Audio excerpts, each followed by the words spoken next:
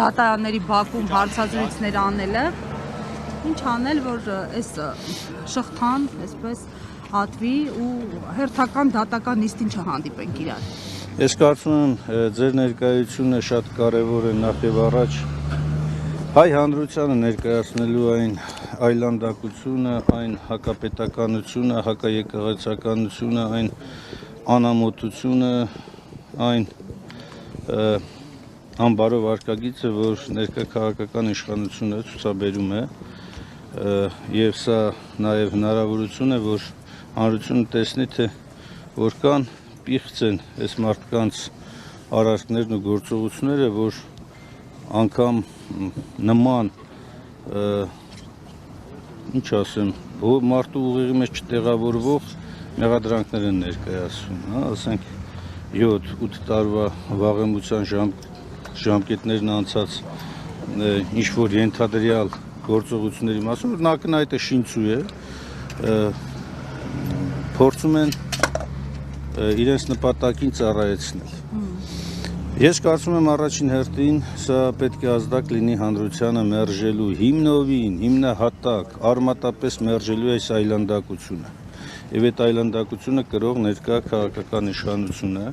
նրա հլու հնազանդ կամակատար դատախազությանը, որպես պետության մեջ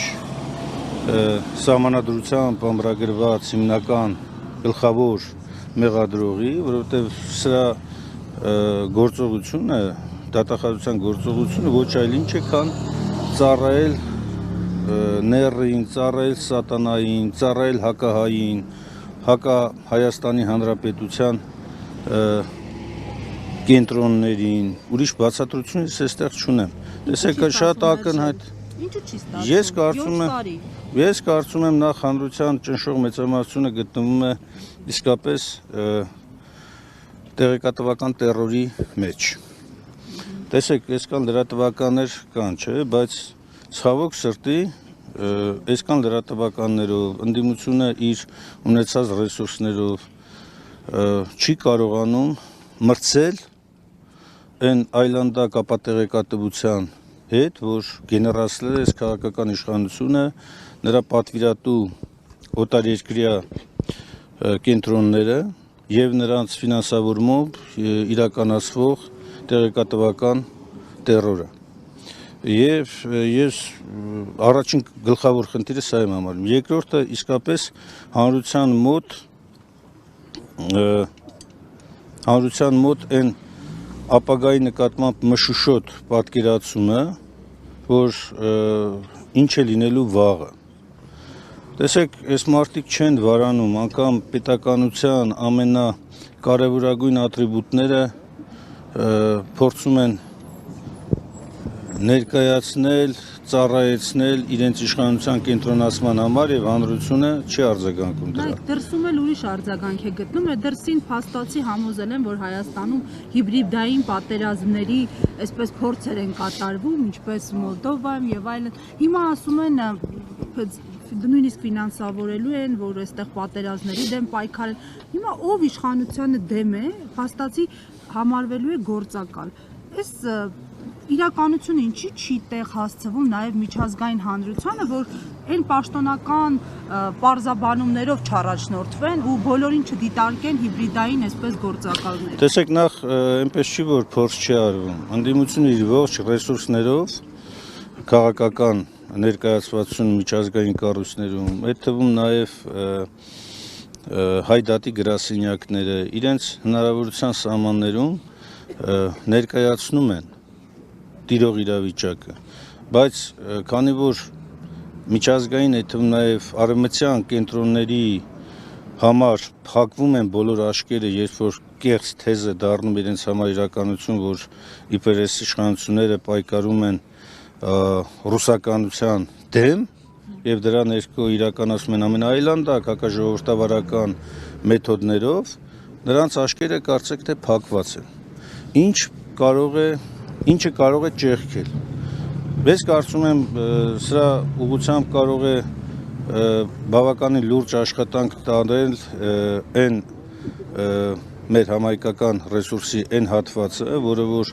համաշխարհային ճանաչում ունի եւ կարողանում է իր խոսքը տեղ հասցնել։ Դրա համար օգտվելով առիթից նաեւ դիմում եմ սփյուռքա հայության այն հատվածին, ովքեր որ ունեն խոսքի այն կշիռը, արժեքը, որ որոշակի հատվածներում գոնե հնարավոր է տեղ հասցնել եւ իրենց հեղինակությունը կարող են օգտագործել բացելու նաեւ շատ միջազգային հանրության տեսակետից շատ կենտրոնների աչքերը այս այլանդակությունների վրա։ Առաջինը սա, երկրորդը հանրության մեջ ամենաակտիվ հատվածը, անկախ նրանից թե քաղաքական ինչ հայացքներ է կրում, նրանք բոլորը պետք է այսօր համընդհանուր պայքար տանեն այս իշխանությունների դեմ, այս այլանդակություններին վերջ տալու համար։ Եվ վերջապես երրորդ կարևոր ռեսուրսը իմ խորին համոզմամբ դա բոլոր այն հնարավոր մեթոդներն են, միջոցներն են, որոնք օրենքի շրջանակներում թույլ կտան պայքարելու այս այլանդակության դեմ։ Այդ թվում նաև ամոթանքի այն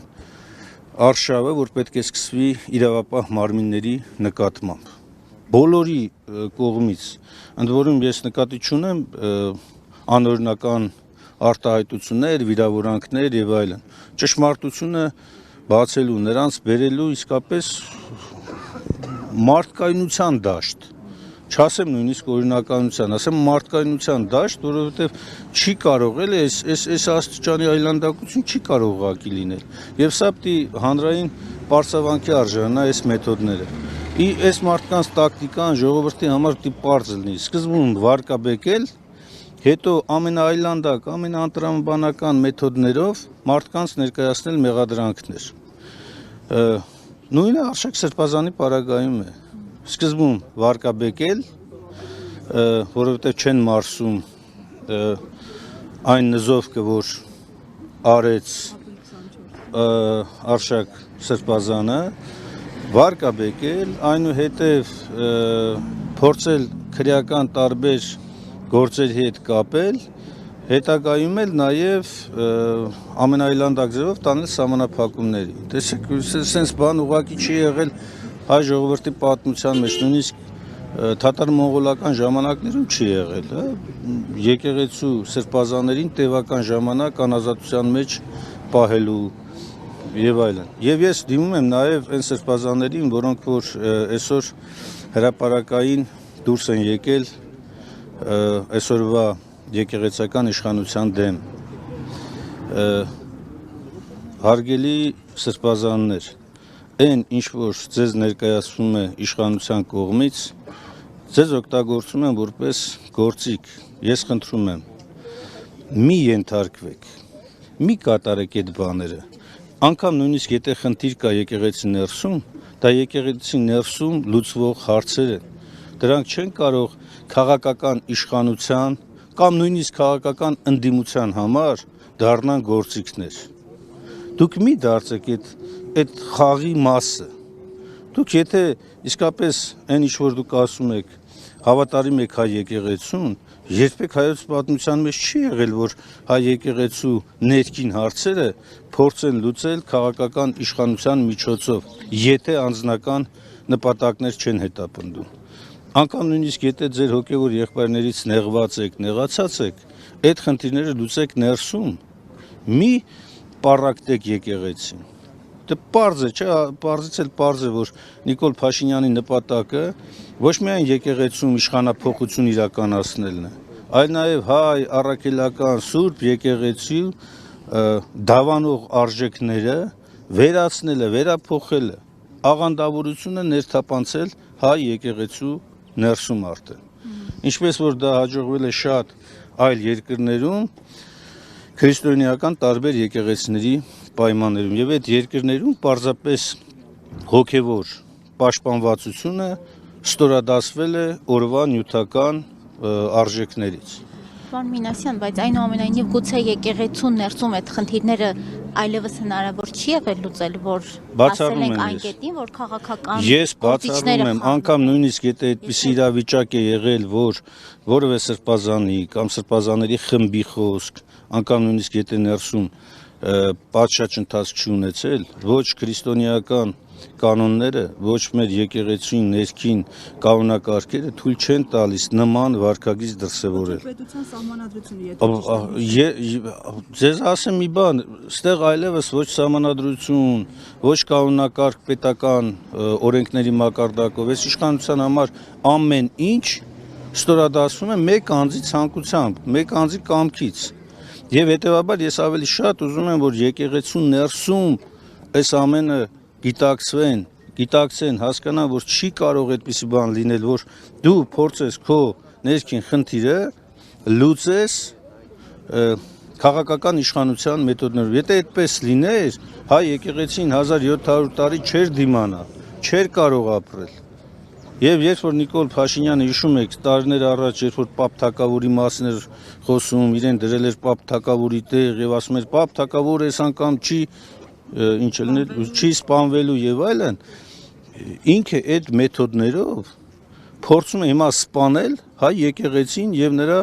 առաջնորդներին։ Առանց գիտակցելու, որ սպանությունը բացառելու լավագույն տարբերակը կամ լավագույն ցանկությունը ոչ թե չարին ծառայելն է, այլ հենց բարու շրջանակներում երկխոսության մեջ մտնել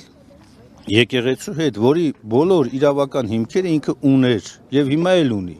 Պարոն Մինասյան, երեք Նիկոլ Փաշինյանը խոստովանեց, որ ԱԱԾ աշխատակիցներին խնդրել է գնալ Շիրակի հոգևորականների մոտ եւ հորդորել, որ վեհափառի անունը չտան։ Այս մասով ինչ եք կարծում, սա ինչ արարք է եւ ինչ կարելի է։ Ակնհայտ է, որ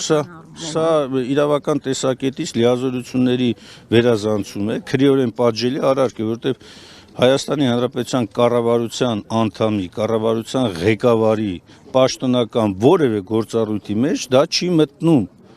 Այդ իսկ գիտեք, սահմանադրության համաձայն պետական մարմիններն ու պաշտոնատար անձինք կարող են իրականացնել միայն այնպիսի գործողություններ, որի համար լիազորված են սահմանադրությամբ կամ օրենքով։ Դրանից դուրս ցանկացած բան, որ իրականացվում է, դա հակաօրինական է, լիազորությունների վերազանցում է եւ բնականաբար ենթակա է քրեական պատասխանատվության։ Էլ չասած, որ մեկ այլ քրեական հոդվածով էլ նախատեսված է կրոնական կազմակերպության օրինական գործունեությանը միջամտելը, խոչընդոտելը։ Այս ամենը Նիկոլ Փաշինյանի գլխավորությամբ այսօրվա իշխանությունները ակնհայտորեն կատարել են այսպիսի արարքներ եւ շարունակում են կատարել ու այդ ինքնախոստովանական ցուցմունքը, որ հետո դառնալու է նաեւ քրեական գործի համար հիմք, սա ինքը ասել է։ Ինքը որպես խնդրանք է ձևակերպում այս ինքնով է որ խնդրայ։ Ինքը պաշտոնատար անձը, ինքը խնդրանքը ո՞րն է։ Ինքը կամ գործում է իր լիազորության սահմաններում կամ չի գործում։ Եթե դուք խնդրեք, որ չգնան, կընդառաջեն ձեր խնդրանքին։ Դուք էլ եք պաշտոնատար։ Նախ ինչի ծիծաղեցի, որովհետև ոչ միայն խնդրանքը այդ մարդկանց համար ոչ մի արժեք չունի ընդդիմության, այլ նաև իրենք ամեն ինչ անում են, որպեսզի ընդդիմությունը չերևա ասպարեզում, ընդհանրապես ամեն ինչ անում են, որպեսզի ընդդիմություն չլինի, էլ ուր մնաց մի հատ էլ խնդրանքի պայմաններում բավարարեն։ Հիմա խնդրում եմ, մի արեք այդ այլանդակությունը, մի կատարեք այդ հակօրինական խնդրանքը, եթե դա խնդրանք է ձևակերպում, չակերտավոր, հա, ընդամենը գործեք ձեր լիազորությունների սահմաններում,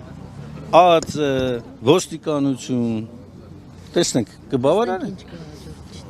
Շնորհակալ եմ։ Ազատություն մեր բոլոր սրբազաններին, մեր բոլոր քաղբանտարկյալներին, համոզված եմ, որ շատ շուտով վերանալու է ամենը եւ հայ ժողովրդի պատմության մեջ այս շրջանը հիշվելու է որպես հակահայկական, հակաեկեղեցական, հակապետական, անբարոյական, անամոթության մի ժամանակահատված, երբ որ իշխանությունը այս բոլոր իր գործողություններով փորձում է ոչնչացնել հային։ Իսկ հայը չի ոչնչանա, հայը մնալու է եւ ապրելու է ու արարելու է։